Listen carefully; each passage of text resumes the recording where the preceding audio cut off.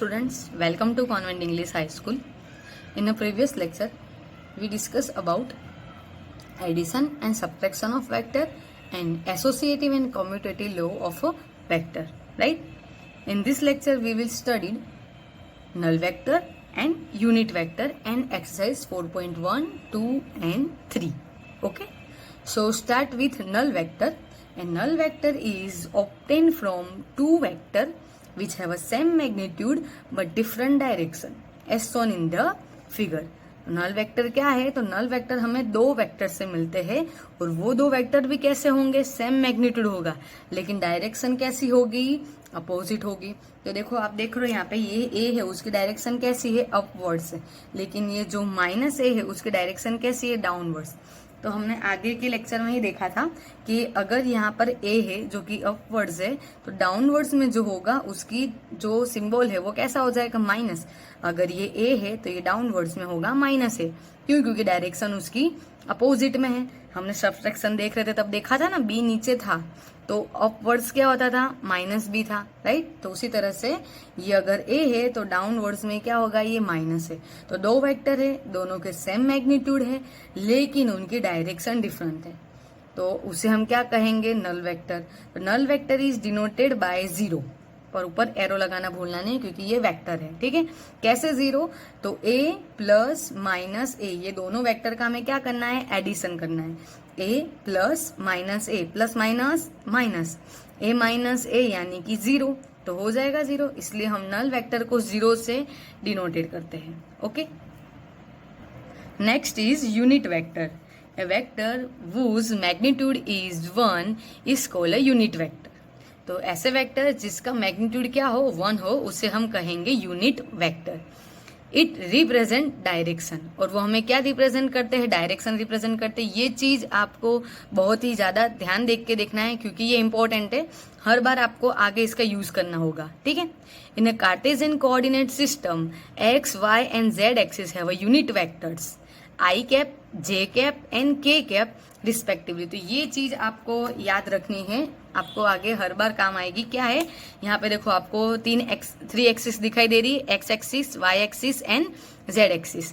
अब ये जो एक्सिस है इनके कोऑर्डिनेट होते क्या होते हैं? कोऑर्डिनेट होते. तो एक्स एक्सिस का कोऑर्डिनेट क्या होगा? आई कैप. ये जो आई है और उसके ऊपर ये जो ऊंधा वी बनाया हुआ है उसे बोलते हैं कैप.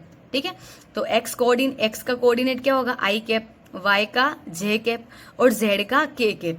तो इसलिए हमने यहाँ पे लिखा है in Cartesian coordinate system x y and Z axis have unit vectors i cap, j cap and k cap respectively. Okay. ये चीज आपको आगे हर जगह काम आएगी और एकदम बेसिक है तो आपको याद रखनी है. उसके आगे, as we know magnitude of a unit vector is 1, और हम सबको पता है कि यूनिट वेक्टर का मैग्नीट्यूड करेंगे तो क्या मिलेगा? 1. कैसे?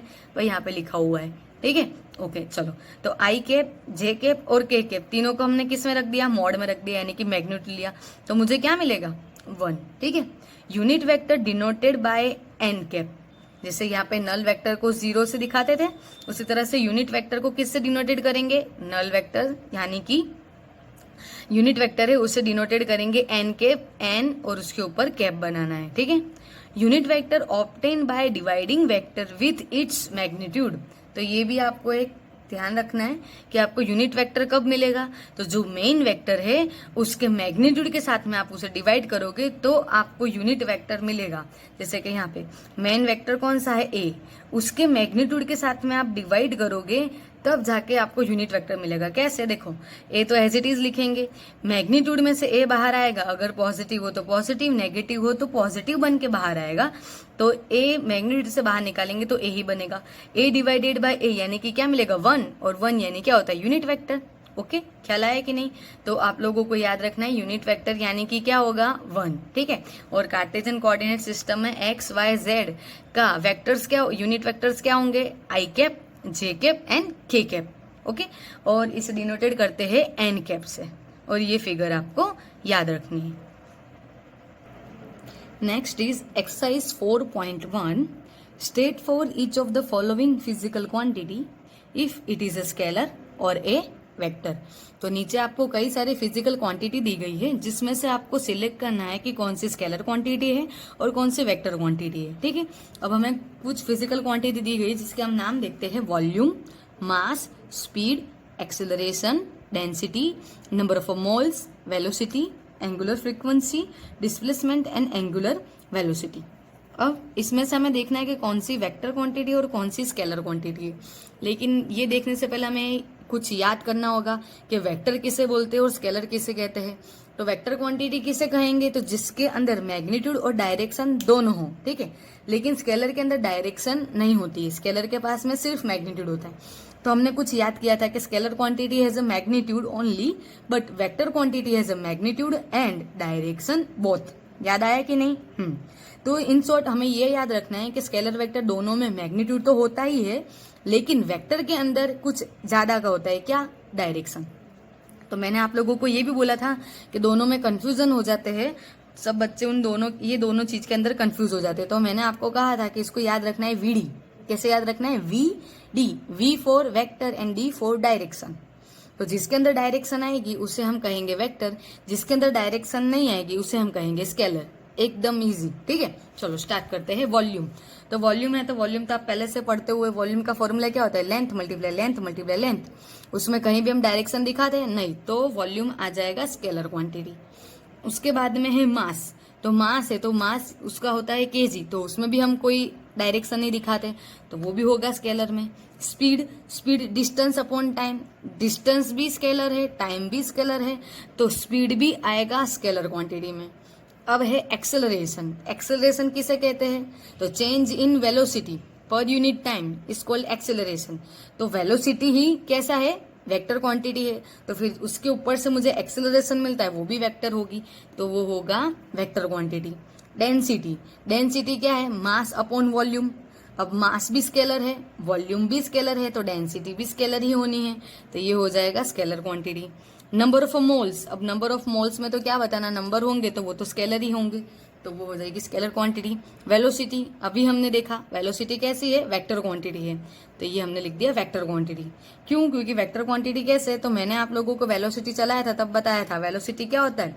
Displacement upon time. ठीक है, डिस्प्लेसमेंट यानी क्या होता है? Final position minus initial position. तो डिस्प्लेसमेंट हमने देखा था, जीरो भी हो सकता है, पॉजिटिव भी हो सकता है, नेगेटिव भी हो सकता है, और उसमें डायरेक्शन देखना होता है। तो अगर डिस्प्लेसमेंट में डायरेक्शन देखना होगा तो डिस्प्लेसमेंट में वेलोसिटी मिलती है, तो उसमें भी डायरेक्शन देखना होगा, और डायरेक्शन होगा तो वेक्टर क्वांटिटी। ओके, उसके बाद में है एंगुलर फ्रीक्वेंसी। अब एंगुलर फ्रीक्वेंसी है, उसमें डायरेक्शन की जरूरत नहीं होती है, तो वो हो जाएगा स्केलर क्वांटिटी। फिर है डिस्प्लेसमेंट, तो अभी मैंने आपको समझाया डिस्प्लेसमेंट का, तो हो जाएगा वेक्टर क्वांटिटी। एंगुलर वेलोसिटी, अब वेलोसिटी हो या एंगुलर वेलोसिटी हो, वो क्या होगा? Vector quantity. तो इस तरह से आपको कोई भी फिजिकल क्वांटिटी दी होगी तो डायरेक्शन के अकॉर्डिंग आपको वेक्टर और स्केलर में उसे डिवाइड करना है। Okay, next is exercise 4.2। Pick out the two scalar quantities in the following list: force, angular momentum, work, current, linear momentum, electric field, average velocity, magnetic moment and relative velocity। इसमें से आपको क्या find करना है? Scalar quantity. Scalar quantity means कि जिसमें direction की कोई जरूरत ना हो। ठीक है, तो इसमें सिर्फ और सिर्फ दो ही ऐसी क्वांटिटी है जिसको डायरेक्शन की जरूरत नहीं है, एक तो है वर्क और दूसरा है इलेक्ट्रिक करंट। आप आगे स्टडी करोगे तो आप देखोगे कि वर्क का जो हम सिंबल है W, उसके ऊपर कभी भी हम एरो नहीं लगाते, यानी कि डायरेक्शन नहीं करते, और इलेक्ट्रिक करंट यानी कि I, उस पर भी हम कभी डायरेक्शन नहीं लगाते, यानी कि एरो नहीं करते। बाकी की यहाँ पे आपको जितनी भी फिजिकल क्वांटिटी दी गई है, average velocity, velocity, magnetic moment, ये सब के सब वेक्टर क्वांटिटी है, इन सब के ऊपर एरो लगता है। Okay, next is exercise 4.3। Pick out only vector quantity in the following list. अब नीचे से ओनली एंड ओनली मुझे वेक्टर क्वांटिटी देखनी है। Temperature, pressure, impulse, time, power, total path length, energy, gravitational potential, charge, coefficient of friction. अब आप देखोगे तो यहाँ पे जितनी भी फिजिकल क्वांटिटी आपको दी है उसमें से वेक्टर क्वांटिटी सिर्फ और सिर्फ एक ही है, कौन सी? इम्पल्स। बाकी आप देखो टेम्परेचर है, प्रेशर है, टाइम, पावर, ETC जो भी दिया है, ये सबके ऊपर कहीं भी आपको डायरेक्शन देखने नहीं मिलेगी, यानी डायरेक्शन नहीं होगी तो वो क्या होगा, स्केलर होगी। सिर्फ और सिर्फ एक इम्पल्स है जिसके ऊपर आपको डायरेक्शन देखने मिलेगी। अभी इम्पल्स वर्ड आपके लिए नया है, तो इम्पल्स क्या है मैंने आपको थोड़ा यहाँ पे डिटेल में लिख के दिया है। Impulse is used to describe the effect of a force. Force की जो इफेक्ट है वो डिस्क्राइब करने के लिए इम्पल्स यूज होता है। और आगे भी क्या है, acting over a time to change the momentum of an object. तो change in momentum per unit time, ये देखो change in momentum per unit time हमें मिलता है फोर्स, ठीक है, जिसे हम कहते हैं न्यूटन का सेकेंड लॉ। क्या था न्यूटन का second law, change in momentum per unit time is called force, ठीक है। तो वो न्यूटन का क्या है, सेकेंड लॉ है, जिसके ऊपर से हमें क्या फॉर्मूला मिलता है, F is equal to ma, यानी कि मा। तो बस वही चीज यहाँ पे लिखी हुई है कि impulse is used to describe the effect of a force, लेकिन कहाँ, acting over time to change the momentum of an object. अगर कोई ऑब्जेक्ट की मोमेंटम चेंज करना हो विथ रिस्पेक्ट टू टाइम तो हमें क्या मिलता है, फोर्स मिलता है, ठीक है। और वो जो फोर्स मिलता है उसे हम कहते हैं इम्पल्स। ओके, तो इस तरह से आपको क्वेश्चन दिए गए होंगे, तो उसमें से फिजिकल क्वांटिटी, कई सारी फिजिकल क्वांटिटी दी होगी, उसमें से कौन सी वेक्टर है और कौन सी स्केलर है वो आपको खुद फाइंड करना होगा। तो उसके लिए सिर्फ एक ही हिंट याद रखनी है, और वो है डायरेक्शन। अगर डायरेक्शन हो तो वो वेक्टर क्वांटिटी है, और अगर डायरेक्शन मैटर ना करती हो तो वो स्केलर क्वांटिटी है। सिंपल याद रखना है VD, ओके ना, V for vector, D for direction.